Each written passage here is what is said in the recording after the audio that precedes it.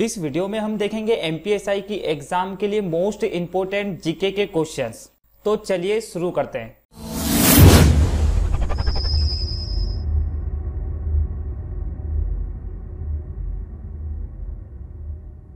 Hello, मेरा नाम सचिन है। कॉन्सेप्ट क्लास में आप सभी का स्वागत है। आज के इस वीडियो में हम जितने भी जीके के क्वेश्चंस देखेंगे वो सारे के सारे ही क्वेश्चंस आपकी व्यापम की एग्जाम में बहुत बार रिपीट हो चुके हैं। तो इन क्वेश्चंस को मैंने छाटा है और आज हम इन्हीं क्वेश्चंस को देख लेते हैं कि किस प्रकार के जीके के क्वेश्चंस जो है वो मध्य प्रदेश व्यापम की एग्जाम में बहुत बार रिपीट हो चुके हैं। फर्स्ट क्वेश्चन देख लेते हैं हम यहाँ पर कि मध्य प्रदेश राज्य में कुल कितने जैव मंडल आरक्षित क्षेत्र है। तो जो मध्य प्रदेश राज्य में है वो 3 जैव मंडल आरक्षित क्षेत्र है। तो 3 कौन कौन से हैं वो भी हम जान लेते हैं कि सबसे पहला वाला जो है वो है पंचमढ़ी, जो 1999 में जो है वो जैव मंडल आरक्षित क्षेत्र बना था। उसके बाद दूसरे वाले की हम बात करें तो अमरकंटक है जो 2005 में, और तीसरा वाला जो है वो है पन्ना जो 2011 में जैव मंडल आरक्षित क्षेत्र में बना था। तो टोटल जो हम यहाँ पर बात करते हैं तो मध्य प्रदेश राज्य में जो है 3 जैव मंडल आरक्षित क्षेत्र है। अब हम यहाँ पर बात करते हैं सेकंड वाले क्वेश्चन पर। तो सेकंड क्वेश्चन क्या है कि सैन्य अभ्यास हैंड इन हैंड भारत और किसके बीच होता है। तो ये जो सैन्य अभ्यास हैंड इन हैंड जो है भारत और चीन के बीच होता है। मतलब यहाँ पर हमारा आंसर क्या होगा, फोर्थ वाला ऑप्शन राइट होगा। मतलब जो है सैन्य अभ्यास हैंड इन हैंड जो है ये चीन के बीच होता है, भारत और चीन के बीच। और इसी प्रकार से अब हम यहाँ पर बात करते हैं कि भारत और नेपाल के बीच। तो भारत और नेपाल के बीच जो है वो भारत और नेपाल के बीच सैन्य अभ्यास जो होता है वो होता है सूर्य किरण। उसके बाद और हम यहाँ पर सैन्य अभ्यास देख लेते हैं तो भारत और श्रीलंका के मध्य जो होता है वो होता है मित्र शक्ति 2016। उसके बाद अगर और हम आगे देखते हैं तो भारत और सिंगापुर के मध्य जो होता है वो होता है सिमवैक्स। मतलब यहाँ पर जो सैन्य अभ्यास से रिलेटेड जो 3 क्वेश्चंस और थे वो भी मैंने बता दिया आपको कि ये जो सूर्य किरण जो है ये भारत व नेपाल के बीच में है। उसके बाद भारत और श्रीलंका के मध्य जो है वो है मित्र शक्ति 2016।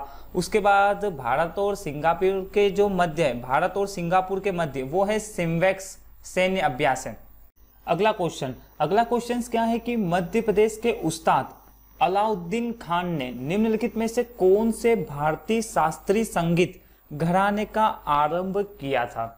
तो ये जो है इसका आंसर जो होगा वो होगा फर्स्ट वाला मेहर घराना। और ये जो सुप्रसिद्ध जो अलाउद्दीन खान है ये सरोद वादक है। मतलब ये जो है वो सरोद वादक।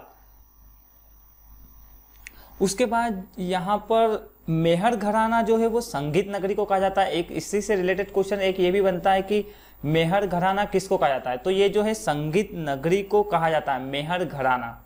नेक्स्ट क्वेश्चन क्या है यहाँ पर कि मध्य प्रदेश के पूर्व राज्यपाल राम नरेश यादव जिनका हाल ही में निधन हो गया किस राज्य के पूर्व मुख्यमंत्री भी थे।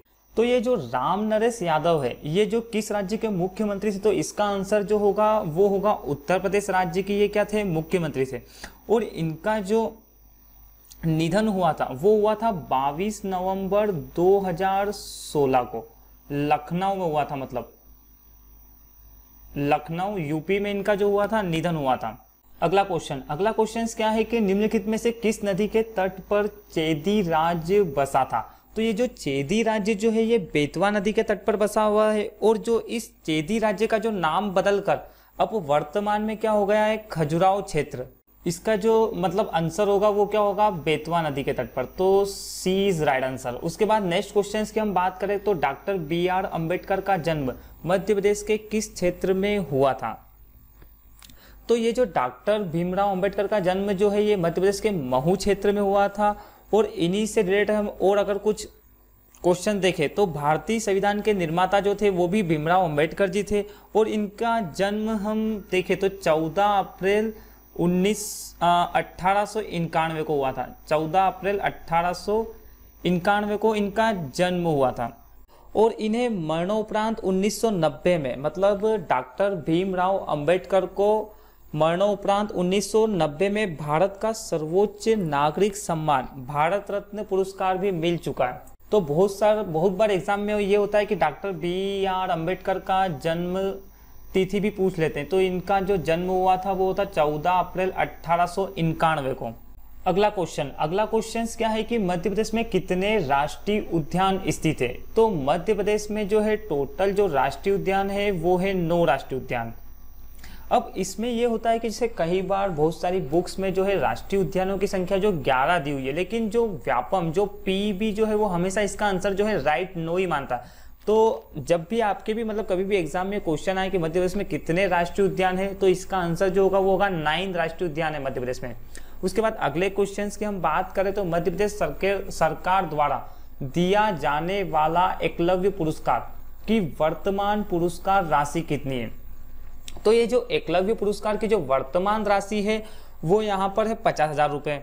उसके बाद अगर हम यहाँ पर देखते हैं तो ये जो खेलों में उत्कृष्ट योगदान देने हेतु अंडर 19 खिलाड़ी को एकलव्य पुरस्कार प्रदान किया जाता है, जिसकी राशि कितनी होती है 50,000 रुपये। तो इसका जो राइट आंसर होगा वो क्या होगा 50,000 रुपये। मतलब अंडर 19 जो खिलाड़ी होते हैं उनको ये दिया जाता है एकलव्य पुरस्कार। अगला क्वेश्चन क्या है यहाँ पर कि अंतर्राष्ट्रीय ग्रामीण महिला दिवस कब मनाया जाता है। ये क्वेश्चन जो व्यापम में बहुत बार रिपीट हुआ है, तो इस क्वेश्चन को तो आप अच्छे से रट ही लीजिए कि अंतर्राष्ट्रीय ग्रामीण महिला दिवस कब मनाया जाता है। तो ये जो है 15 अक्टूबर को अंतर्राष्ट्रीय ग्रामीण महिला दिवस मनाया जाता है। और अगर इसी तरीके से हम बात करें तो महिला दिवस जो है वो है 8 मार्च को मनाया जाता है। महिला दिवस जो है वो 8 मार्च को मनाया जाता है, लेकिन अंतर्राष्ट्रीय ग्रामीण महिला दिवस जो है वो 15 अक्टूबर को मनाया जाता है। उसके बाद नेक्स्ट क्वेश्चन की हम बात करें तो मंदसौर शहर निम्नलिखित में से कौन से भौगोलिक क्षेत्र में आता है। तो ये जो मंदसौर क्षेत्र जो है ये मालवा के भौगोलिक क्षेत्र में आता है। उसी प्रकार से हम यहाँ पर मंदसौर की बात करते हैं, ज्यादा अफीम का उत्पादन भी कहाँ पर होता है तो मंदसौर में ही होता है। उसके बाद मालवा के अंतर्गत रतलाम, धार, उज्जैन, देवास, झाबुआ, अलीराजपुर, इंदौर आदि जिले भी आते हैं। अगला क्वेश्चन क्या है यहाँ पर कि मालवा पठार निम्नलिखित में से किसके उत्तर दिशा में स्थित है।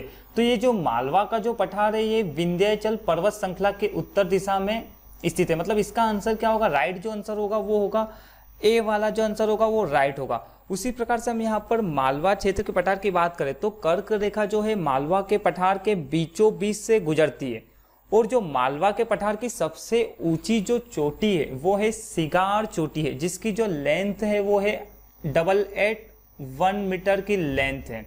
उसी प्रकार से नेक्स्ट क्वेश्चन की बात करें तो क्या है कि करेरा वन्य जीव अभ्यारण्य की स्थापना निम्नलिखित में से किस प्रजाति के पक्षी के संरक्षण के लिए की गई थी। तो ये जो करेरा वन्य जीव की अभ्यारण्य की स्थापना जो है सोहन चिड़िया, मतलब सेकंड वाला ऑप्शन, सोहन चिड़िया के संरक्षण के लिए की गई थी। उसी प्रकार से घाटीगांव वन्य जीव अभ्यारण्य जो कि ग्वालियर में है वो भी।